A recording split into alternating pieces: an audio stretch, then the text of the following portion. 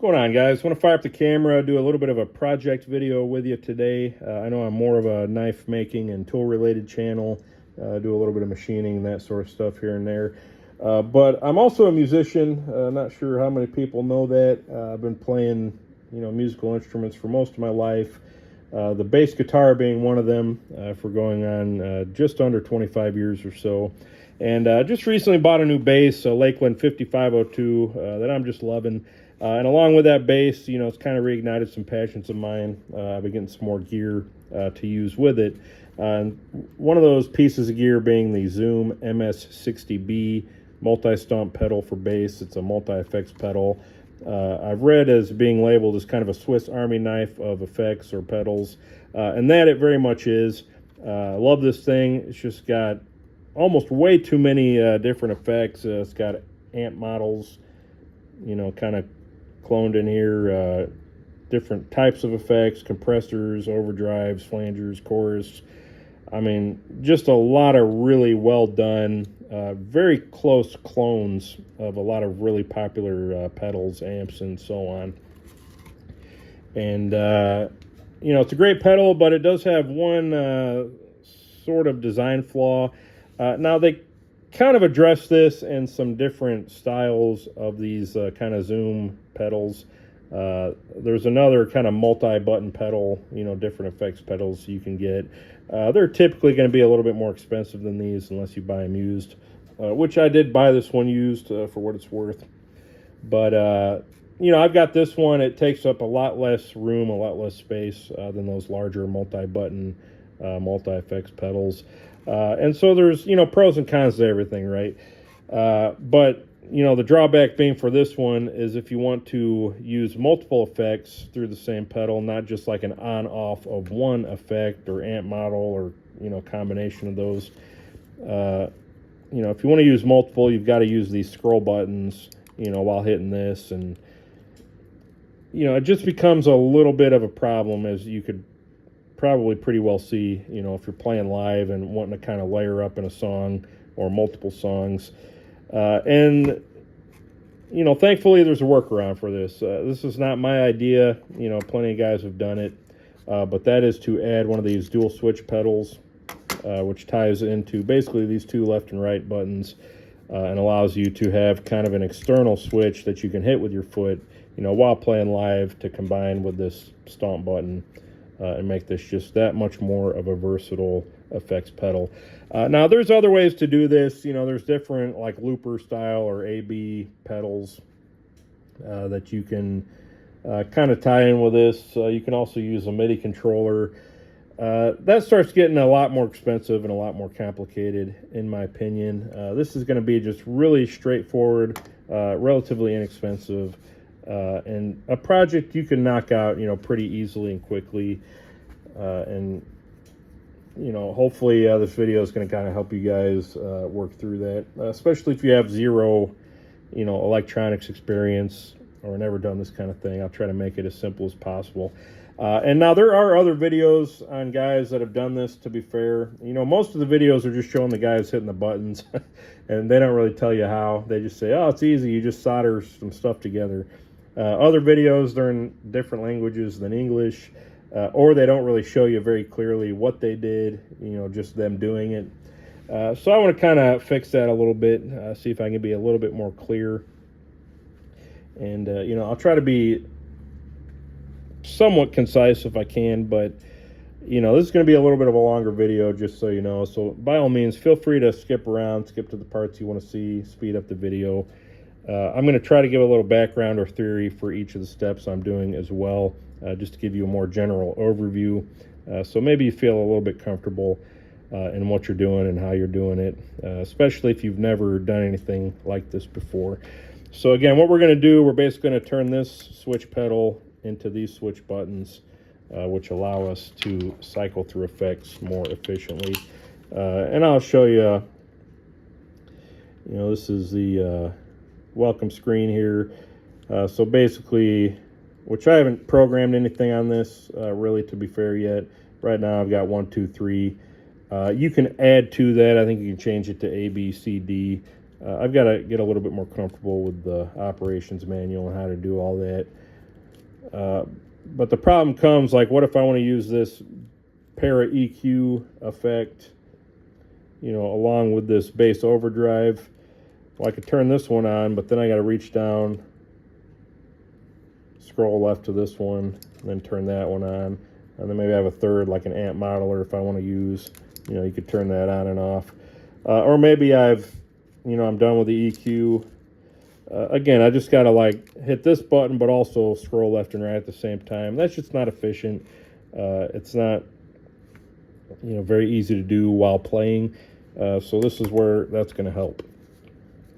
So first thing we're going to do, we're going to open this pedal up.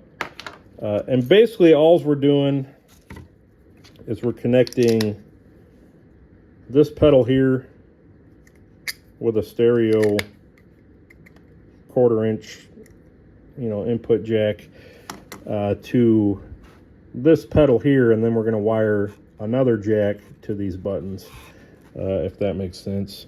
And this is an 1/8 stereo jack, or 3.5 millimeter, same thing.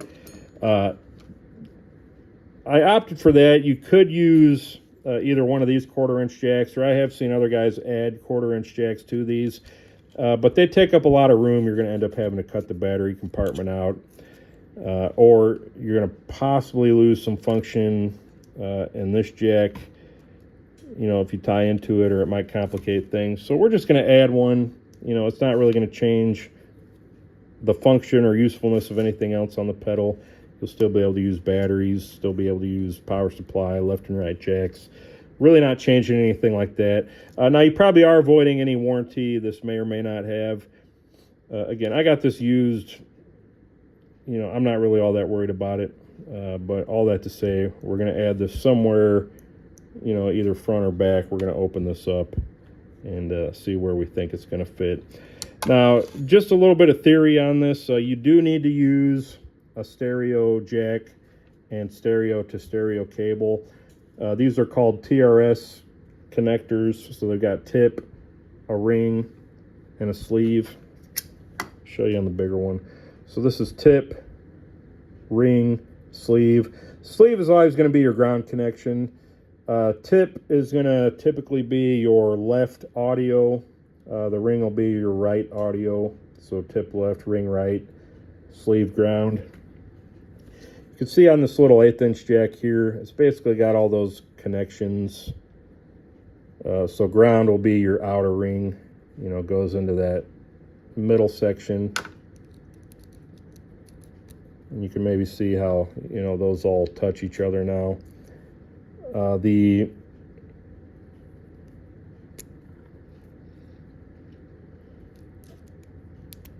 Well, let me plug that back in just so I can, this guy is going to be your ring.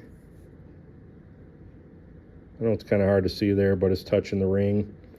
And it's going to be kind of that first layer of that jack. You can kind of see 3 layers here, 1 and 2, and then the third being this outer piece. And then for the tip, you know, that follows this little connector down to that lower ring there, or middle one. And so that's how we kind of figure out which connectors we're going to be using or where to put our wires. As you can just look right at those. And then we also need to figure out, you know, which is left and right on this guy. I'm sure most of these will be the same, but it doesn't hurt to double check with a multimeter. So I've got this. I'm going to set it to continuity. Apparently it was left on and timed out, so there we go. And we're going to select an audible continuity. So basically when we touch our tips or anything that's connected, it's going to beep. So I'm going to hold one probe against the ground, and then one probe against the ring, and I'm going to hit one of these buttons and see which one beeps. So not the right. So ring is actually left. So that's kind of opposite of what I would think. You know, why not make this left and right like you would speakers? It's a little bit backwards. And we're just going to double check. We'll do ground and then the tip. And Again, we're just touching, you know, ring and tip. So if I just hold those together, hit the right. So we'll keep that in mind when we're wiring up our little 1/8" jack here. So first things first, let's break into this guy and see where we got the most room, as well as what we're going to solder to. So we're probably going to have to connect grounds to grounds, and then figure out which of the little connections for the right and left button,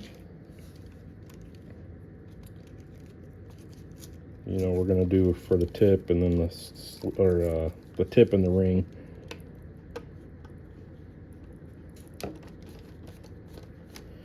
Looks like this guy has 6 screws.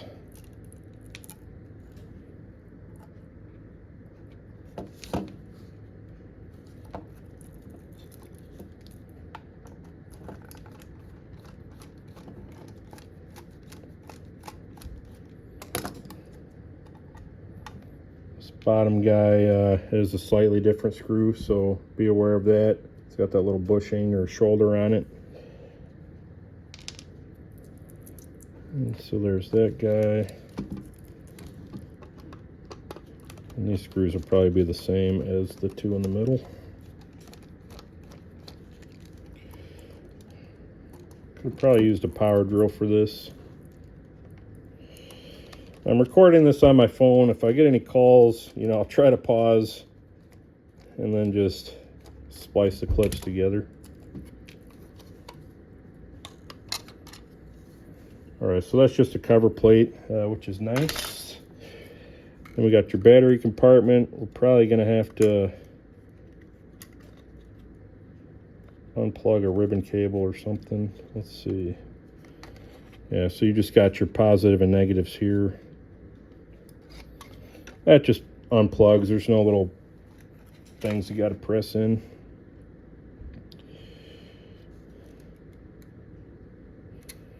Looks like this ribbon cable goes to, you know, this little button array here.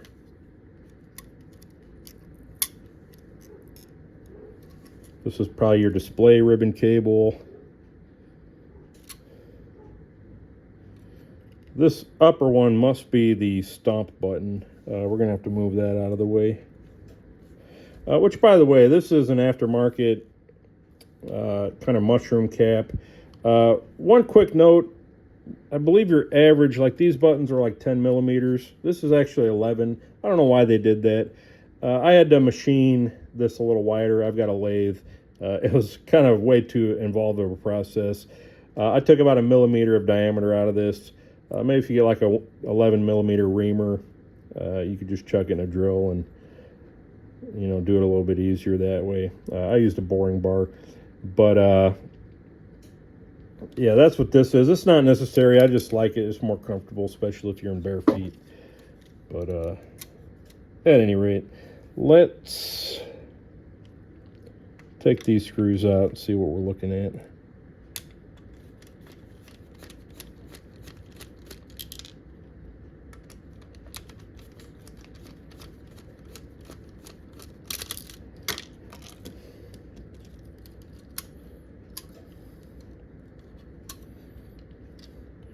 Okay, so yeah, that is the push button for this bigger guy.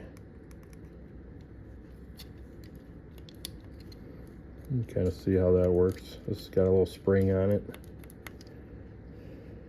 So you could like really jam down on that. It's not going to break that button. And then what's nice is they actually label right and left for us. I'm going to assume the non-labeled are the grounds. So let's just actually verify that by checking continuity between the non-labeled. Again, if you can't see that, there's 2 solder points for each left and right. And then you got up and down also. We're not worried about those. You could theoretically add another stereo jack, you know, and get up and down as well. I think that's we're just starting to get complicated at that point. Might as well go the MIDI controller route. But again, we're going to go one point, the non-labeled, the other. Yeah, so that's your ground. And then left and right, we shouldn't get any continuity. On the other hand, if we go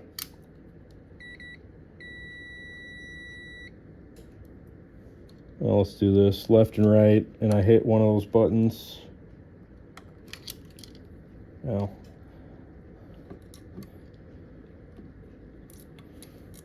I'm actually going to just ground to the outside of one of these jacks. It's easier to hold.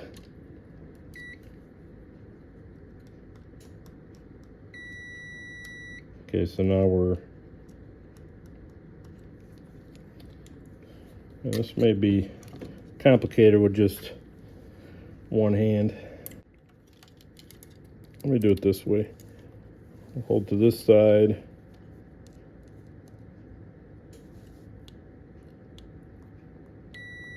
Yeah, so now I'm grounded. I'm to the labeled side of that terminal. If I hit the button, it beeps. So that basically closes the circuit to ground. It sends that signal to the board. And we're basically just going to duplicate that with these guys. So let's look. There's actually a lot of room in this pedal.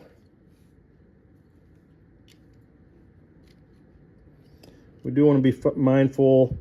This is kind of a cast. It's not plastic. It's probably like cast aluminum or something.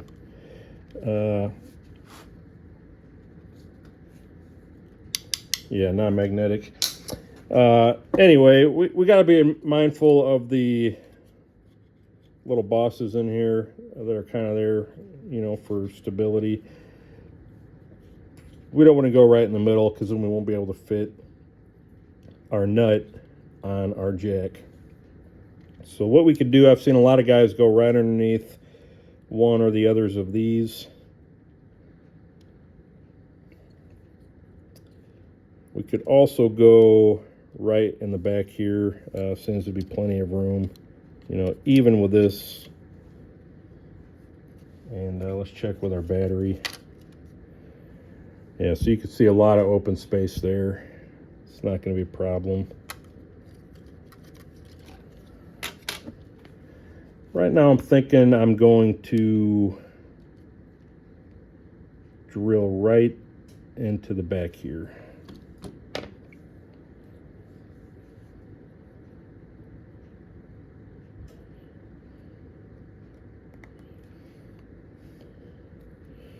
So I'm going to take my nut off here.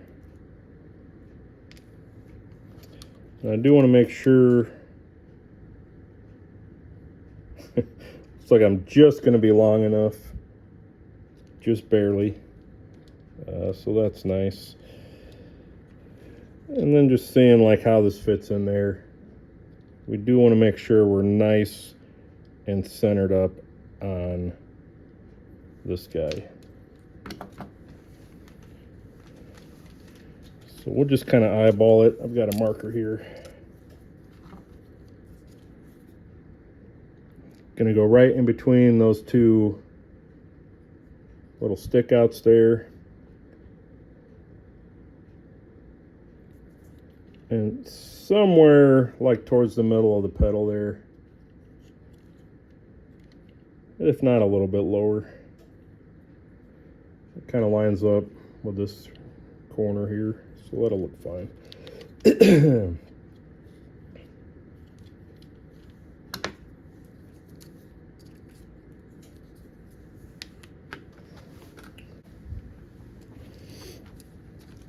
Got some digital calipers. This should be pretty standard for most.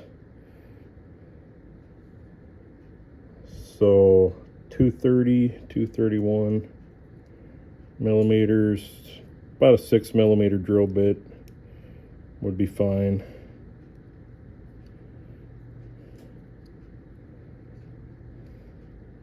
Or 1/4 inch.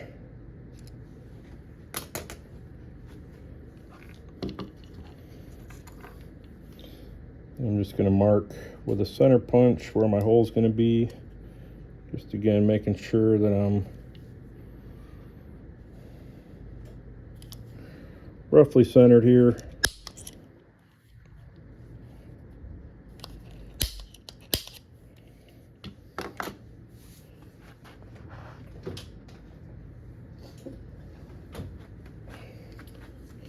And I'm going to try, I got a 15/64. The 1/4 inch for this set's in my bag, my tool bag. But we will try first a pilot hole.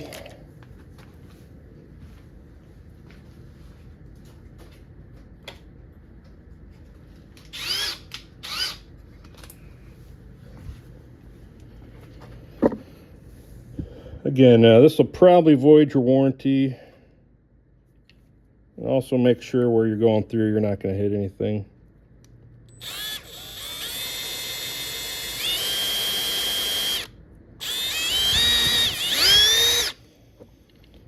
All right, no turning back now. And we're actually going to step up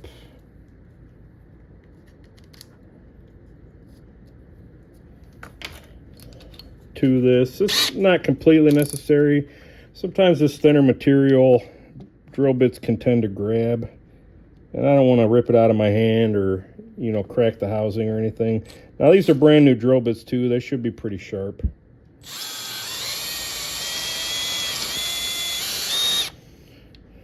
Just mild, even pressure, low speed. That should be enough.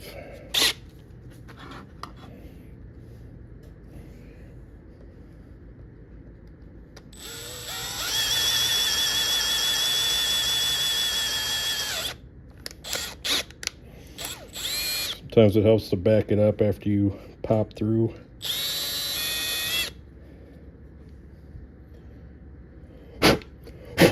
You definitely want to blow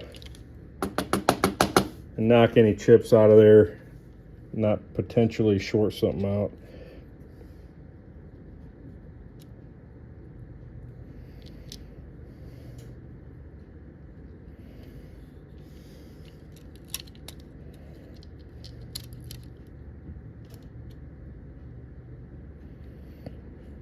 You know, like I said, that's just barely poking through.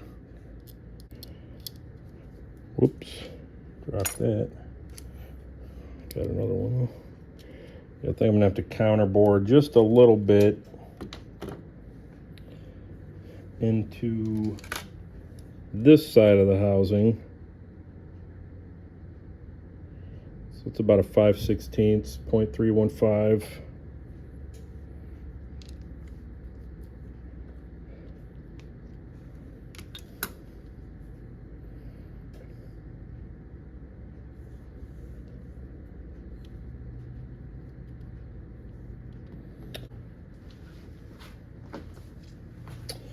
All right, I know we're starting to get a little more complicated here.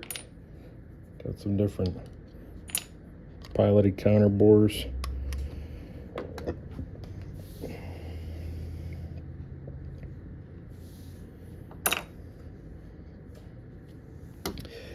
Let me get a 5/16 bit.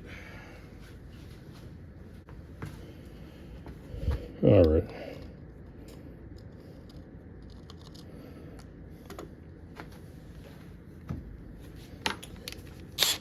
Rather than getting into expensive counter bores, let's just see.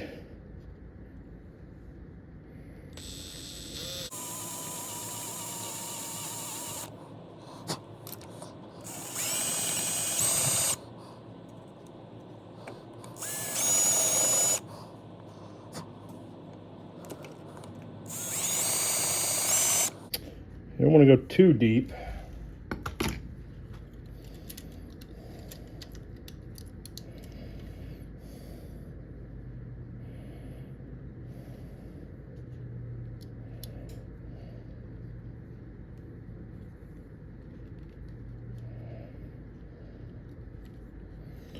Okay, so now I can actually get that started now.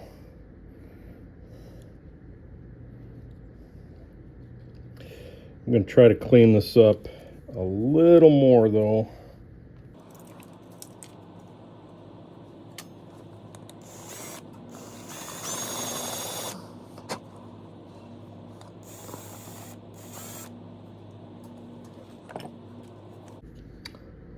So it doesn't look too bad.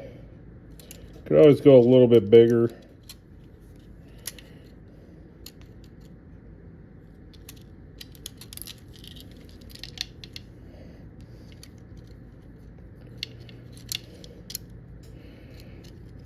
Piloted counter bore would give you the nicest hole, just FYI.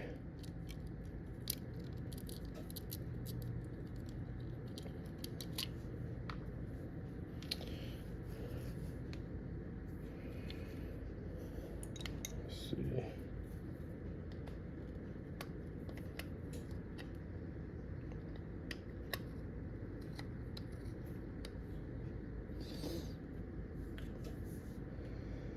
Yeah, I'm going to clean that up a little bit. I'll be right back.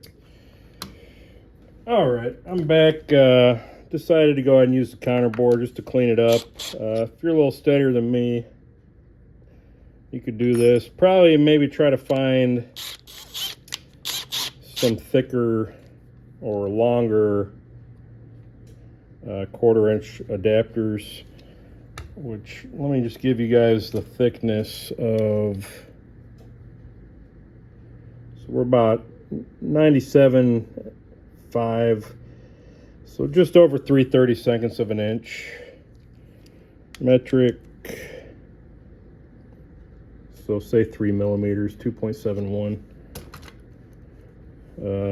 Yeah, make sure you get something long enough to put in there. I got a piloted counter bore. This is a 3/8, but it'll work.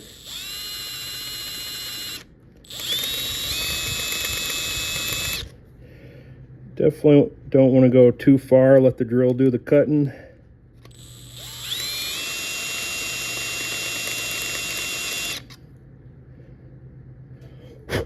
See chips going, you're cutting, obviously. You just don't want to dig in and grab and go nuts.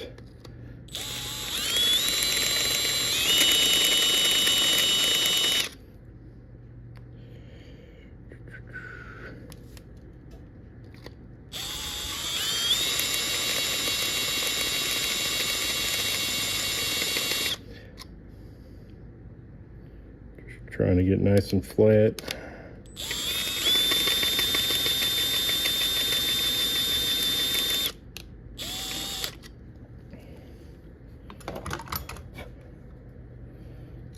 What using the 3/8 will do, that'll give us a little more room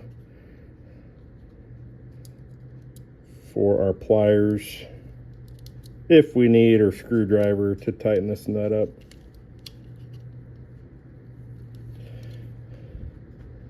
But there you go, that doesn't look too bad.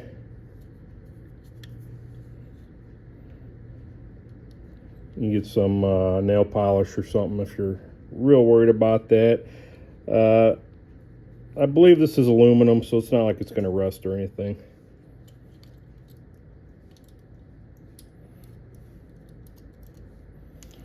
We're going to take this back out because we want to solder outside. It'll be easier to solder it away from the pedal.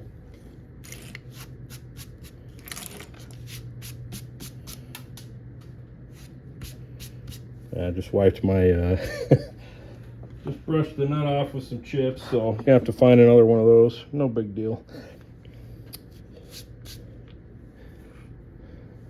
All right, we're ready to prep some wire. This is just some white hookup wire. Real thin gauge, real flexible.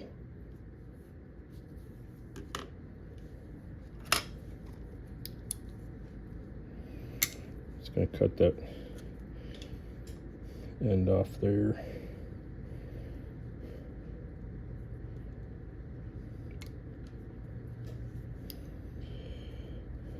And really we should only need 3 wires. Left and right, and then ground, which that's all we can hook up anyway, right? You don't need both grounds connected because they're already in continuity with each other.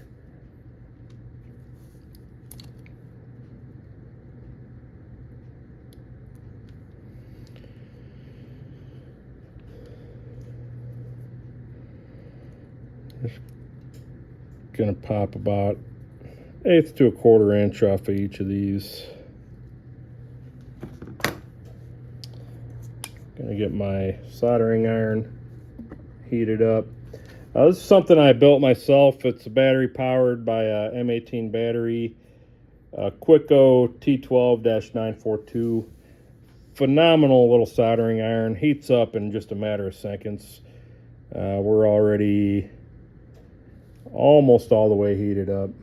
If you guys can see that, I got it set for 480, which is honestly probably a little hotter than it needs to be.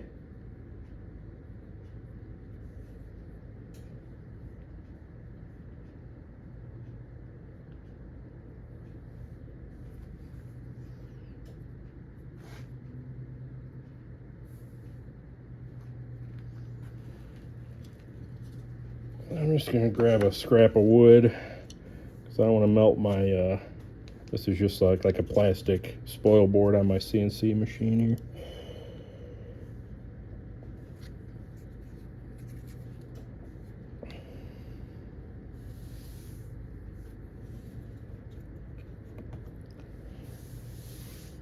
And I'm just gonna grab a damp towel real quick, just in case we need to clean our tip. There's better tip cleaners out there. This is kind of a low budget.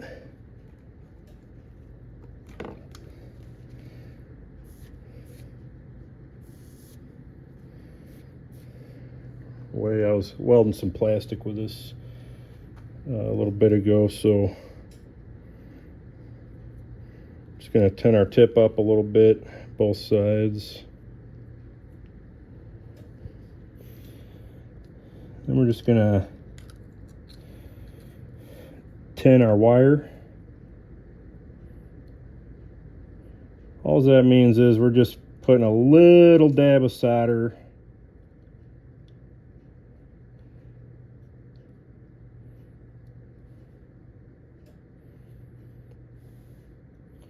on the end there. Again, let the tool do the work, heat it up.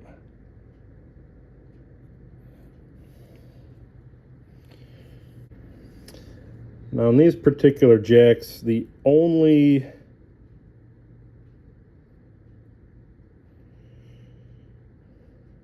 one I can stick the wire through is the ground. That's the only one with a ring. Not a huge deal. That just gives the solder a little extra place to pull up. Just going to bend these up to where they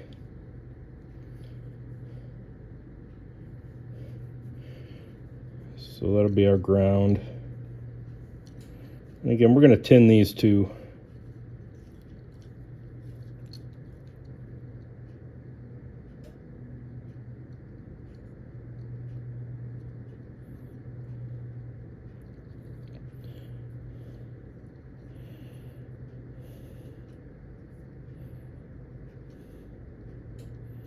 Much as we can. So I got a nice little ball of solder for my sleeve. And this will be the tip right next to it.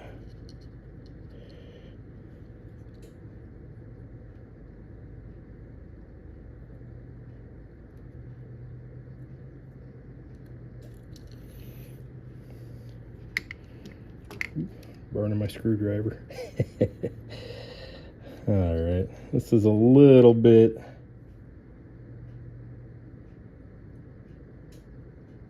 difficult to hold.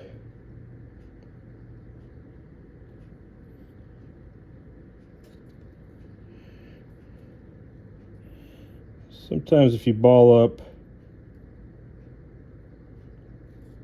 little extra solder to the end of your iron. It's a little bit easier to get it to stick.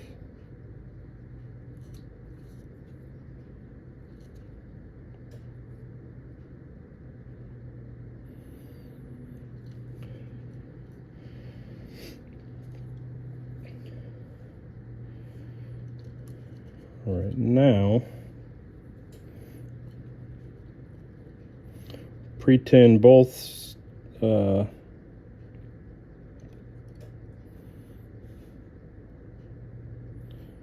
pre-tin both of these. We're just going to melt the solder together now.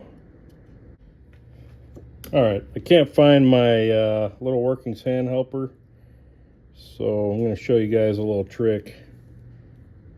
Take any pair of pliers,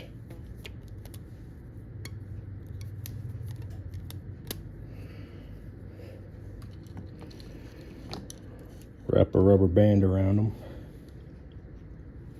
Now we got a little more dexterity.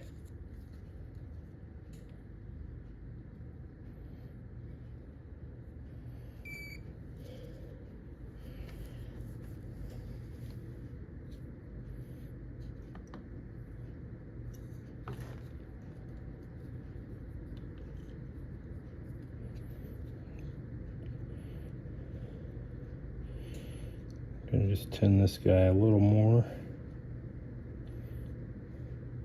Both sides.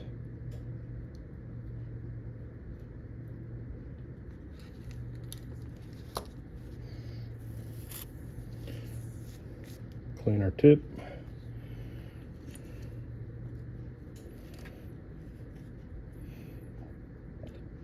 Now, if you got an articulating vise, you can also stick this in here. But let's see if I can get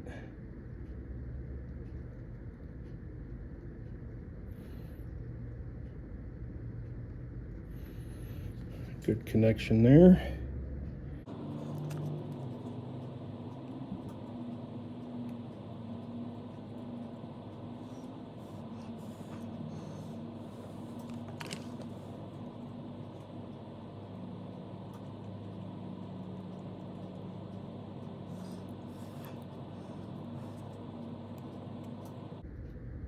There we go.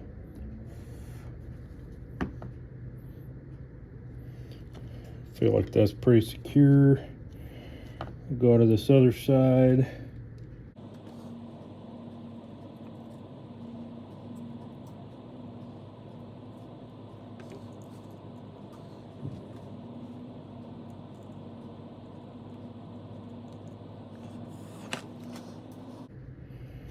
That's pretty secure.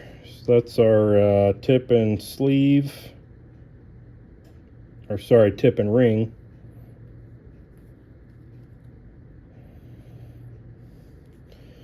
I'm going to reposition this in my pliers a little bit, and we'll get the ground.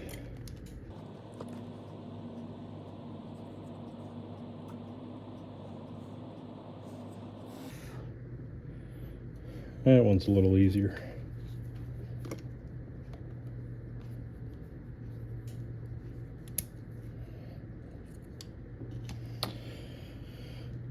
All right, so that's one of the harder parts, believe it or not. So the ground, we can pretty much go any number of places on here. You know, you could check continuity between your outside and any of these pins if you want to tie to those. I think we're going to keep it pretty simple.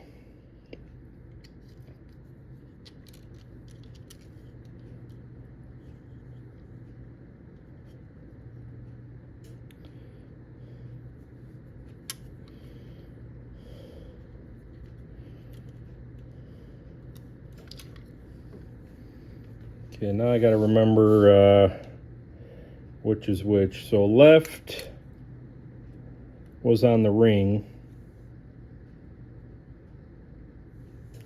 So we need to find our ring is the middle one. Or no, actually it's the bottom one.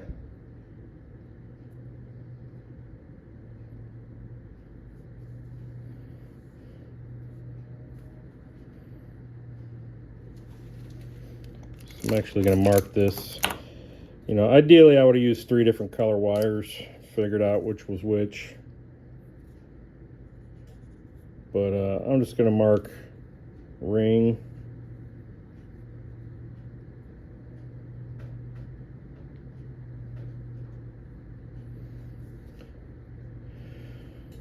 And I grabbed the wrong one. Okay, so this is going to be ground.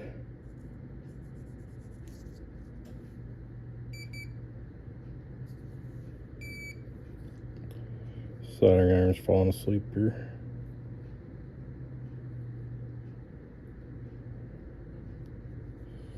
So ring, I believe, is this guy.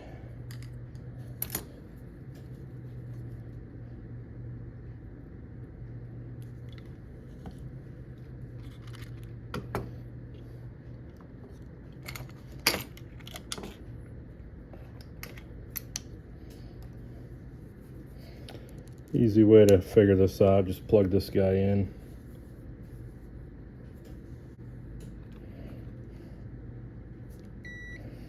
Alright, again, we'll hold against the ring here, or what I think is the ring. Alright, so this one's the ring. We're just going to put 2 little marks on it.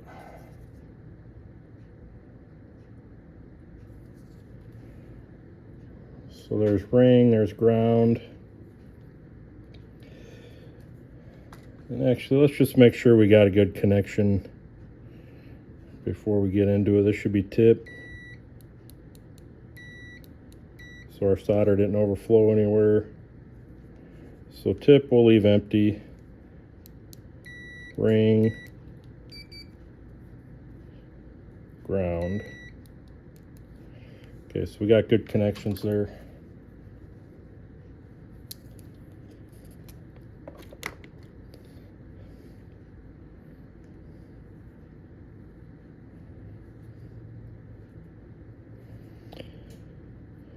Again, ring is normally right speaker, but I guess it's left switch, so we'll go over here to the left and let's pre-tin our wires again.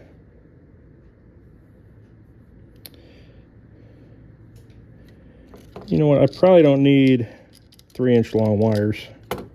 They're 4-inch. So we're gonna shorten this up a little bit by about half.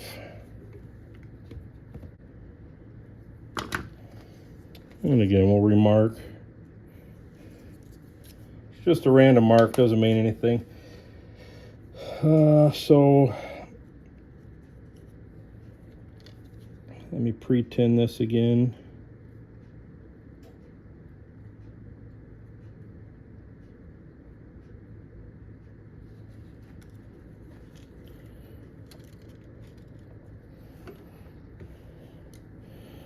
Definitely want to make sure we don't burn any of these wires.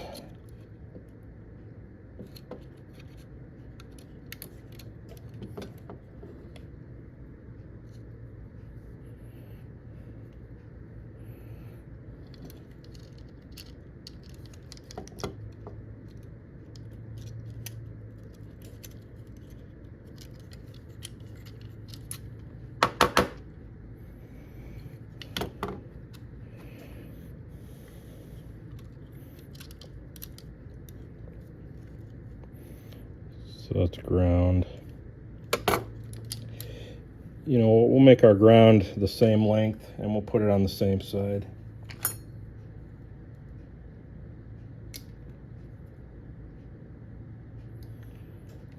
I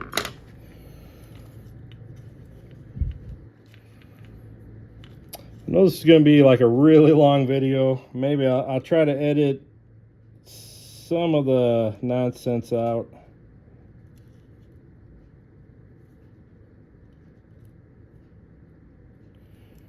Okay, we're pre-tin there.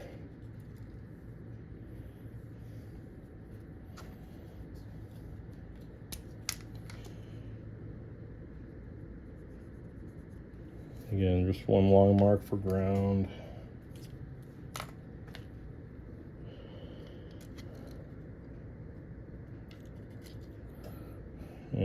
to go ahead and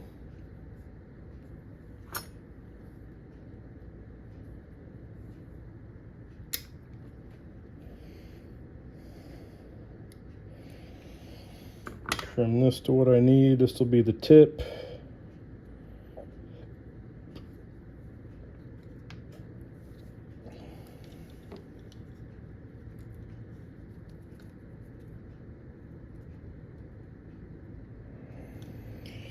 Just wick that solder in there.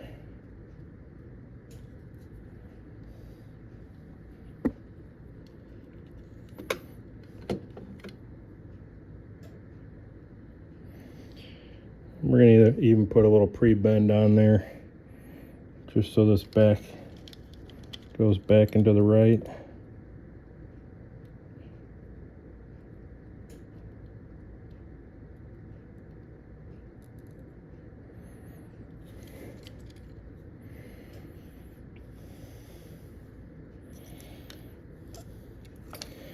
I'm going to add just a little bit of fresh solder to this too. Kind of ball it up there a little bit, not much. You don't want to overdo it with the solder if you can help it.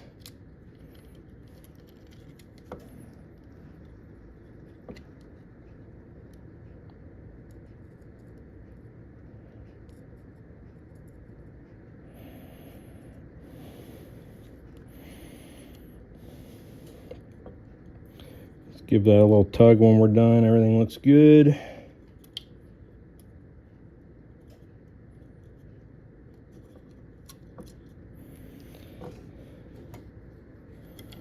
Now for ground, we're the one closest away, or farthest away.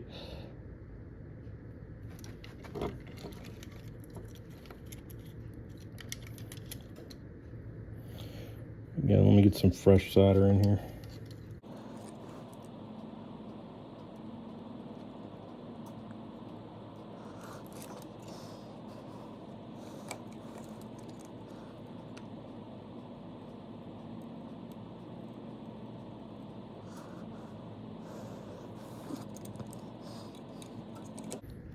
It's still a little wobbly.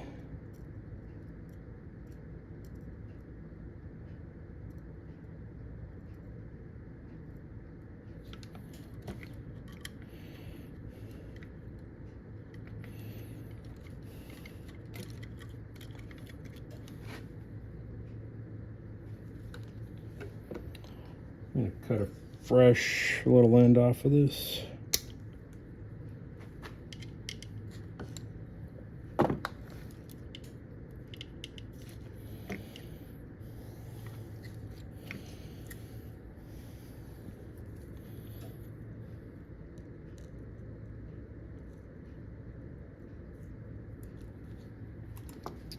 Again, we're starting to wad up on the whoop. Gotta be careful on these. Wipe our tip clean. Make sure we're still on the ground.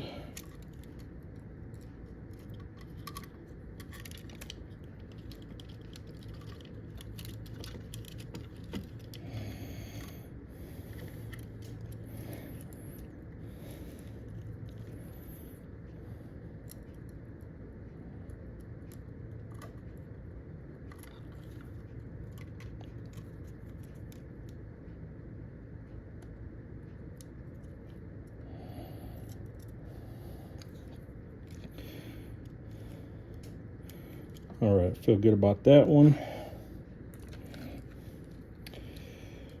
Once we get this guy on, we're pretty much done. Thank goodness, right?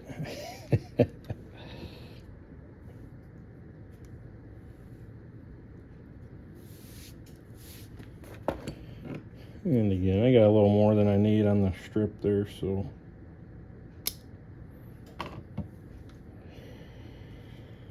I'll get that off of there.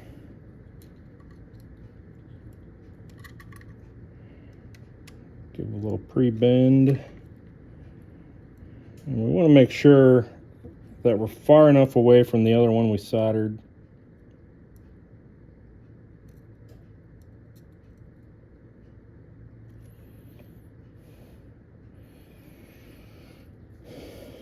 That we're not gonna accidentally short.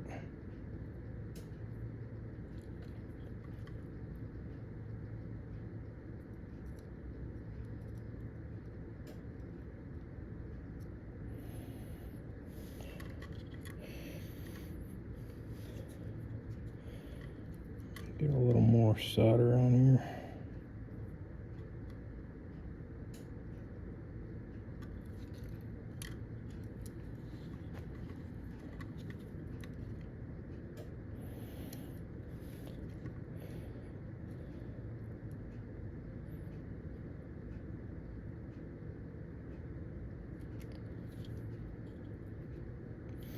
That's a good connection. All right, don't worry guys, I'm going to show you very clearly. Again, we found out which was ring. You know, instead of ring being a right speaker, ring is the left switch, tip is the left. Sorry, I said that backwards. Normally, tip is the left speaker, ring is the right speaker. In this case, it's opposite for switches. Ring is the left switch, tip is the right switch. So for the right switch, we go right to our tip. So that little terminal right next to the right label goes right to the tip on our jack. Left, right next to the left label, goes to the ring. And then for grounding, we're just going to one of the ground points. That's got continuity with ground throughout the pedal. And we will verify everything after this goes back together. But let me just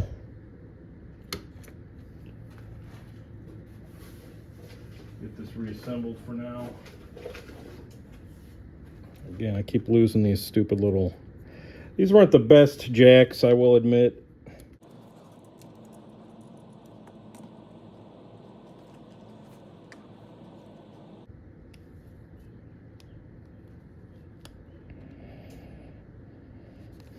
Just using a precision screwdriver to kind of spin that on, hopefully without scratching anything. So there's what we look like on the inside.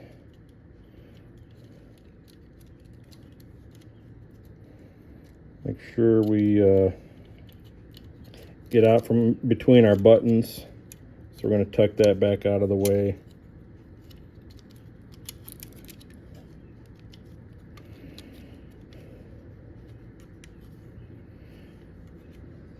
So we got kind of a lot going on in here. Some ribbons, different ribbons that went underneath here. Or they could go over. I'll leave them underneath, keep them protected. And then you can see how these kind of key in, so you can't flip that around.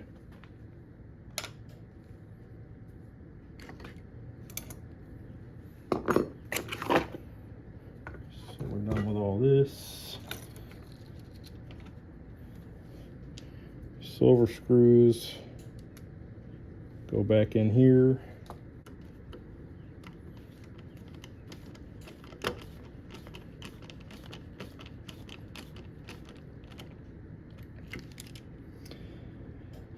Now this one does appear to be a ground connection to the chassis, so you want to make sure that one's tight.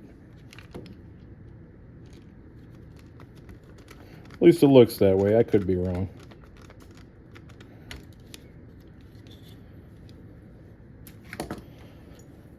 Now, before we put everything back together, let's plug this in. Feels good. Plug this guy in. And then got this guy just to test power. You know what? Forgot our batteries.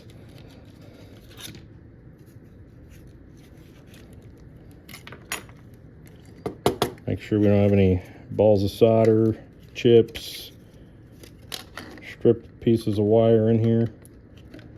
Plug that guy back in. This all fits good.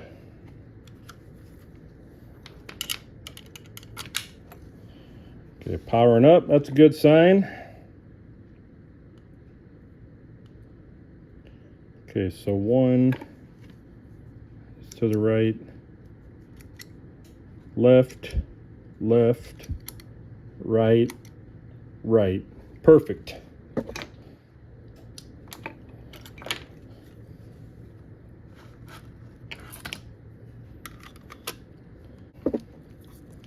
Again, pedals back together. One thing I did not check was that this button still works. Make sure nothing's impeding that.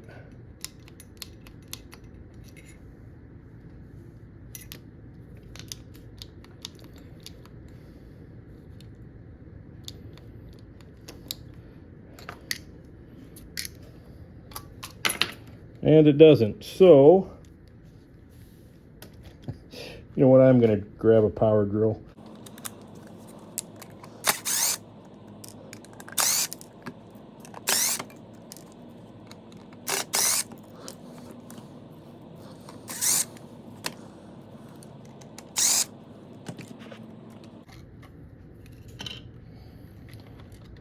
Obviously I missed something here.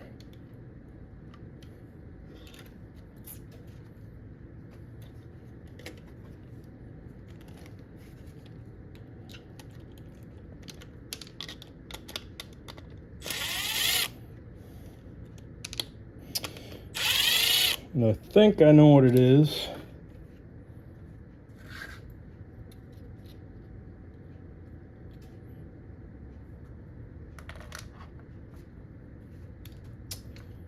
Yeah, I at some point dropped the little peg out of here. All right, I searched for 3 long days and finally found it. I'm just kidding. I found it right after I turned the camera off. But yeah, this little guy apparently is not very securely in there. So we're just going to use our long nose to stick that back in. That just sits in there.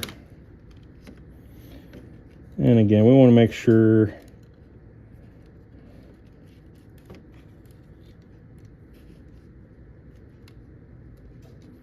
none of our wires are getting pinched in between our board or any ribbons or wires going in between that button. Once again, let's plug everything in.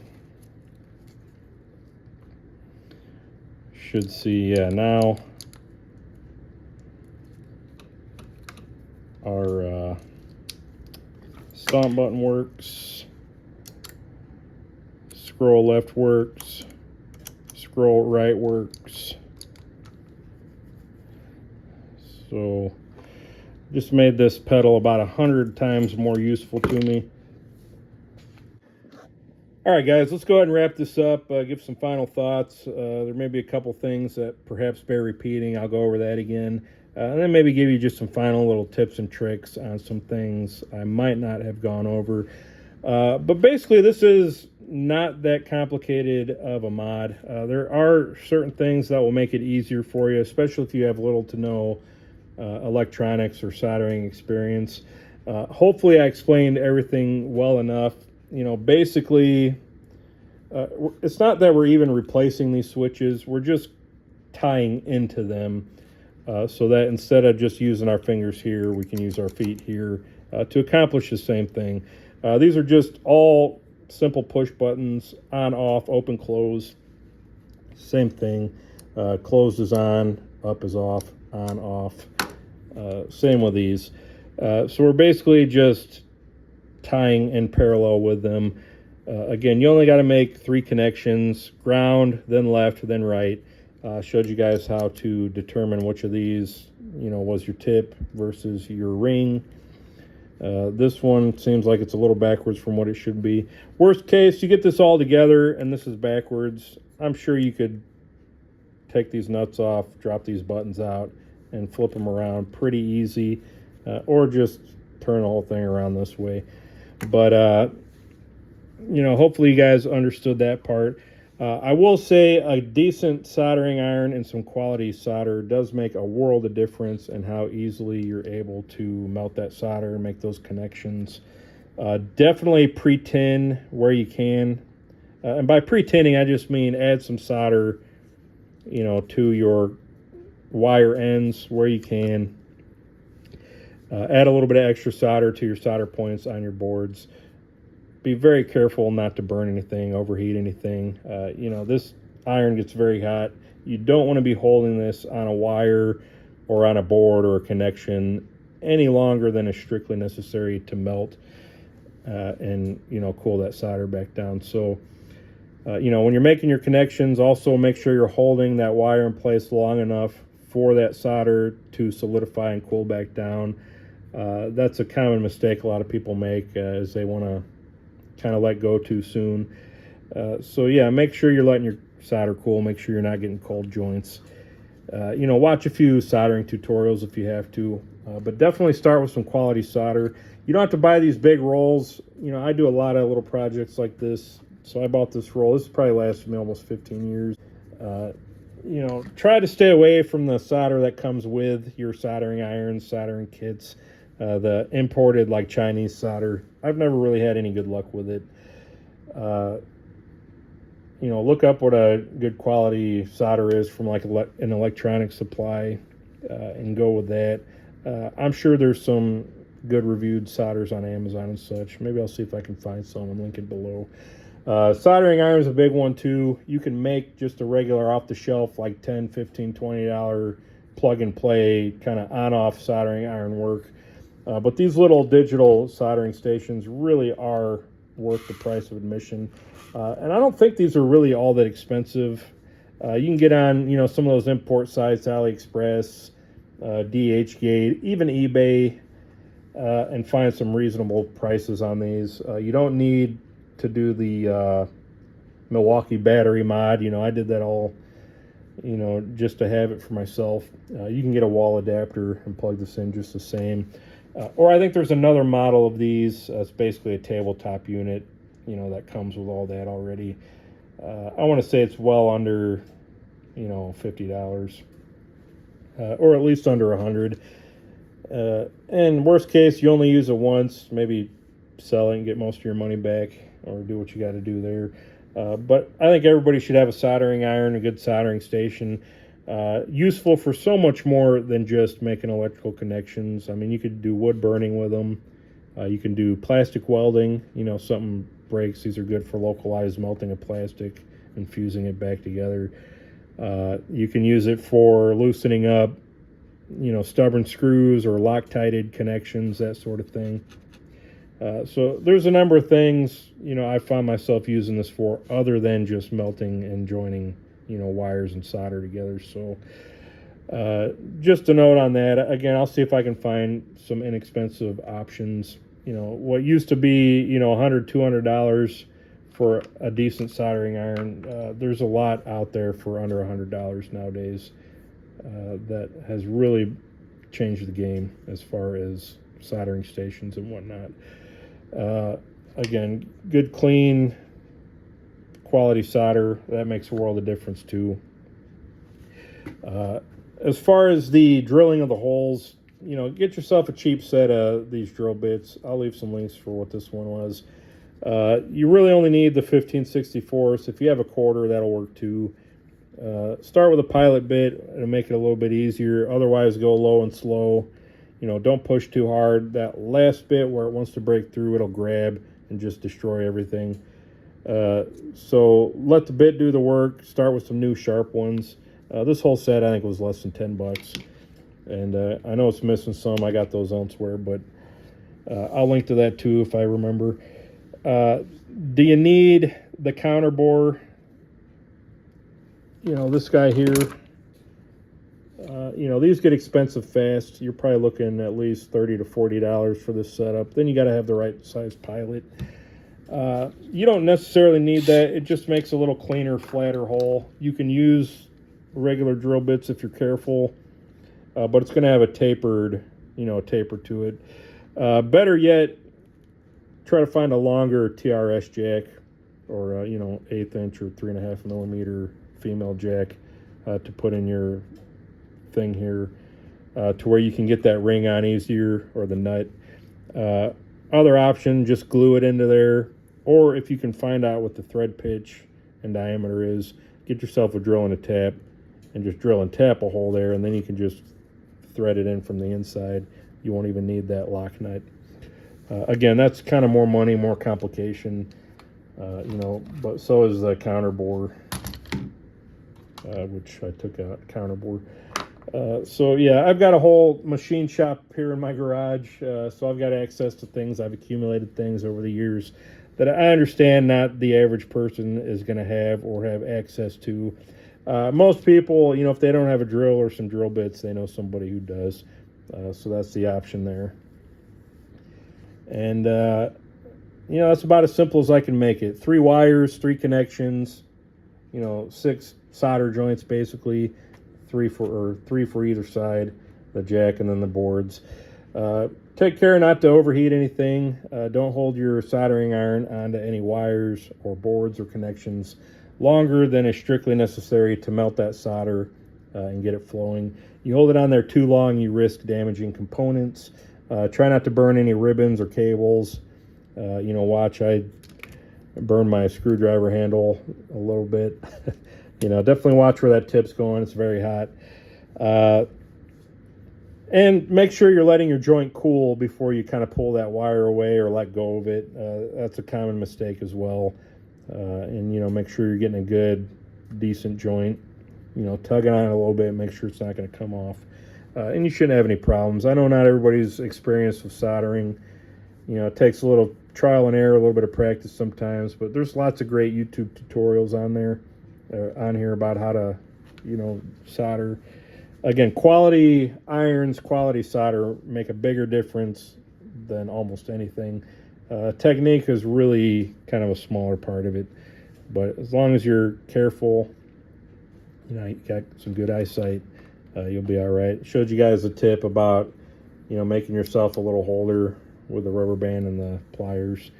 You don't need to get these $60 strippers either. You can use a just cheap pair of strippers, or even just a pocket knife to strip your wire ends. Hookup wire, you can get that anywhere as well. I've got a whole box of it here, several different colors. You can find an old extension cord, cut that up, use the stranded wire out of that. Some old electronics, like an old, kitchen utensil or something you throw out, there's wires in there, take it apart, grab some wires out of there before you throw it out. Hookup wire's cheap. Get on Amazon, get any kind of hookup wire. Doesn't need to be real heavy, just something like as small as what's in these wires. Even if you have an old instrument cable, you can cut and strip the wires out of it and use that for your connections if you're throwing that out anyway.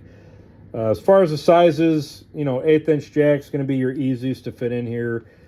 1/4 inch jack you could probably make work if you're careful.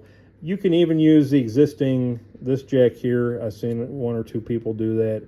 The only issue with that being, it's either going to be one or the other. You're either going to have the switch control or stereo out. I don't think there's really any real efficient way to have both. So that's why I added this guy down here. And, another thing you might consider is try to line these up, and then you can get maybe a straight 1/4 inch to 1/8 inch stereo adapter. I believe they make those. And just plug it straight in, then you don't need this extra cable in the way. But that shouldn't be a big deal. And then lastly, your ultimate option would be just buy 2 or 3 of these that you can use all at the same time. But again, we're looking for least amount of space on the pedal board, least amount of additional extra switch boxes, power supplies, connections. This is about as simple and as cheap as it gets. Overall, I think I have maybe $40 invested into this. Most of the rest of the stuff I already had laying around. Granted, you got to buy everything from scratch. It's going to add to it. But then you still got, a nice soldering iron when you're done. maybe some solder and some room for some other projects. Or maybe if you know somebody, that has all this stuff, go buy them a beer and see if you could talk them into helping you out. I've already mentioned it, I believe, but it'll bear repeating again. Please don't message me asking if you can send me your pedal and have me do it for you or buy this pedal off of me. I'm not really interested in that. I thought about maybe seeing if I can offer some kits, to sell on my website. I don't think I'm going to do that either. Most of this stuff's pretty readily available for cheaper than I'd be able to sell it for. So, again, I'll try to leave some links below on some of the stuff you might need for this project. But all in all, it's pretty straightforward. It might be a little bit intimidating just to start. The hardest part literally is just the soldering the connections and getting those nice and good and well connected. I know some people aren't comfortable with hand tools and drills. That might be a little bit harder yet, but it's worth maybe practice a little bit before you decide to damage your pedal. Please don't hold me responsible if you drill a hole in the wrong spot or scratch your paint or damage your pedal. This is all like a do-at-your-own risk kind of mod. You are probably voiding the warranty of what there is. And then lastly, if I didn't mention this, it's just a mushroom cap that I fit on there. They don't normally come with this. You don't need those. This is another thing I modified to fit on here. This is not a standard size push button. Is what it is, but that's pretty much it, guys. So hopefully everything was clear enough. Any questions I can try to answer in the comments. Hopefully the average person who's never done this before, maybe you have enough confidence now to jump into it. Again, do so at your own risk, have some fun, and when you're done, you got something to show your friends, and something that'll be a little bit more useful for your live gigs or even just your little practice setup. So as always, guys, I thank you for watching. We'll see you on the next one.